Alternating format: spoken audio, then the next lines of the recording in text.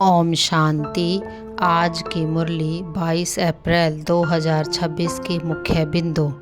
शिव बाबा ने कहा, तुम बच्चों को बाप का आह्वान नहीं करना है, बल्कि उनकी याद में रह अपनी और दूसरों की उन्नति करनी है।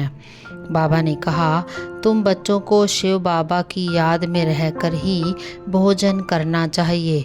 फिर तुम्हें ऐसे लगेगा कि हम शिव बाबा के साथ ही बैठकर भोजन कर रहे हैं। बाबा ने कहा, जो बच्चे हर समय बाप की याद में रहते हैं तो उनका चेहरा खुशनुमा चमकता रहता है और वह हमेशा अतीन्द्रिय सुख में रहते हैं। बाबा ने कहा, अभी तुम इस संगम युग पर मास्टर बीज रूप बनते हो।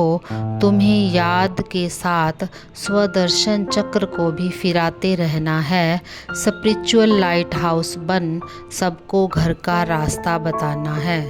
बाबा ने कहा, अब तुम्हें अपनी देह सहित सभी देहधारियों को भूलकर देही अभिमानी बनना है।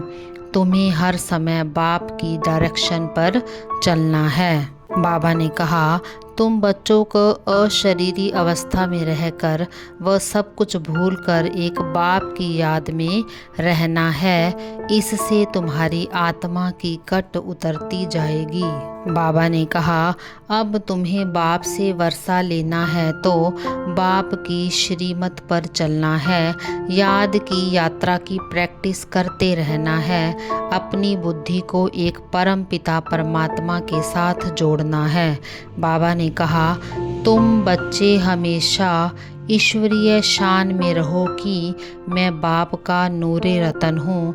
इस शान में रहने से तुम्हारी समस्याएं स्वतः समाप्त हो जाएंगी। बाबा ने कहा, जो बच्चे जितना ईश्वरीय शान में स्थित रहते हैं उन्हें मान भी स्वतः प्राप्त हो जाता है और उनके हर कर्म शानदार होते हैं।